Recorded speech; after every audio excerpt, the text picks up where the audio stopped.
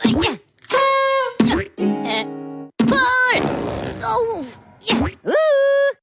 Ya!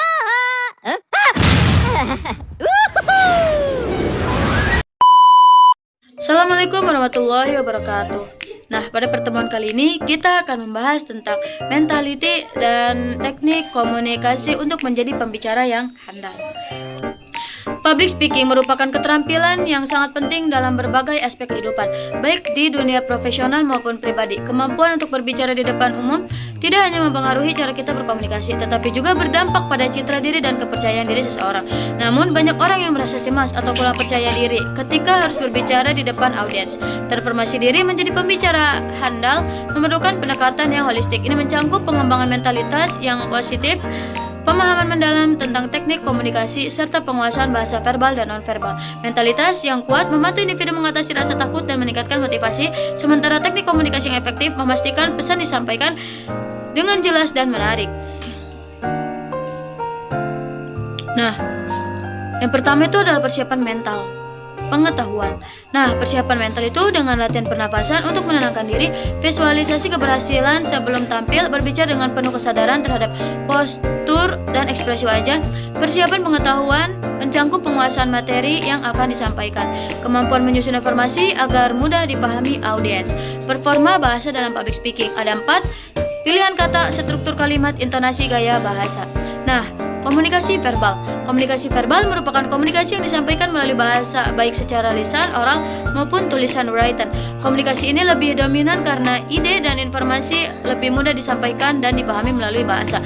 Misalnya, berbicara lewat telepon atau menulis surat. Simbol verbal adalah simbol yang menggunakan kata-kata bahasa, merupakan sistem kode verbal yang disepakati suatu komunitas. Ada 3 aspek utama. Yang pertama, fonologi, bunyi dalam bahasa, sintaksis, struktur pembentukan kalimat, semantik, makna kata atau kalimat. Menurut Larry L. Barker, bahasa memiliki 3 fungsi: penamaan, mengidentifikasi objek, tindakan, atau orang, interaksi berbagai bahasa dan emosi, transmisi, informasi, menyampaikan informasi lintas waktu. Ada unsur penting dalam komunikasi verbal. Yang pertama, bahasa. Sistem lambang untuk berbagi makna dapat berupa bahasa lisan maupun tulisan. Kedua, keterbatasan bahasa. Bahasa bersifat parsial dan dikotomis. Misal baik, buruk, kata bersifat ambigu dan konstekstual. Bahasa mengandung bias budaya sehingga bisa menimbulkan kesalahpahaman antar budaya. Kesamaan makna isomorfis hanya mungkin bila ada kesamaan pengalaman, budaya, dan kognitif. Adanya percampuran antara fakta, penafsiran, dan penilaian dalam komunikasi verbal. Proses encoding menerjemahkan ide ke dalam simbol atau kata yang dapat dipahami oleh orang lain. Ketiga adalah kata, unit terkecil dari bahasa, berfungsi sebagai lambang untuk mewakili objek atau ide. Makna kata tergantung pada pikiran dan persepsi orang, bukan objek itu sendiri. Jenis komunikasi verbal. Nah, berbicara dan menulis. Berbicara komunikasi verbal atau vokal, misal presentasi. Menulis komunikasi verbal nonverbal, surat resmi. Mendengarkan dan membaca. Mendengar sama seperti menangkap suara. Mendengar sama aja menyerap. Makna suara melibatkan mendengar, memperhatikan, memahami, mengingat. Membaca, memperoleh informasi dari tulisan.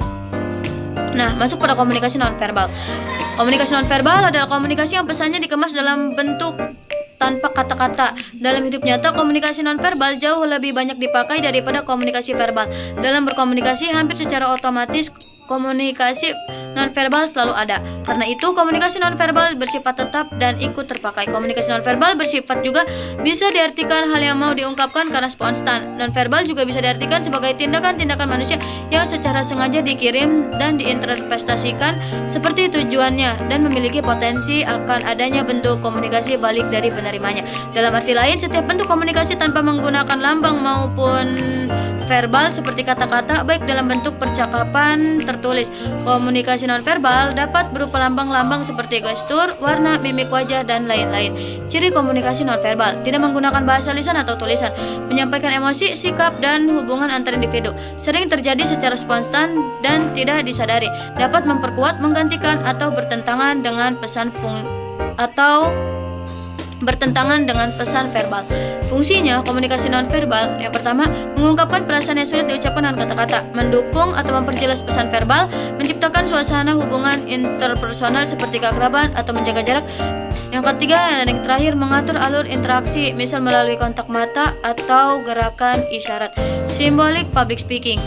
Dalam konteks public speaking, simbolik merujuk pada penggunaan simbol baik verbal maupun non-verbal untuk menyampaikan pesan secara efektif kepada audiens. Simbol di sini tidak hanya terbatas pada kata-kata, tetapi juga mencangkup bahasa tubuh, intonasi suara, ekspresi wajah, dan gestur yang digunakan oleh pembicara untuk memperkuat pesan yang disampaikan. Contohnya penggunaan simbolik dalam public speaking, bahasa tubuh, intonasi suara, simbol verbal, simbol visual. Penampilan dalam presentasi public speaking. Yang pertama, cara berpakaian.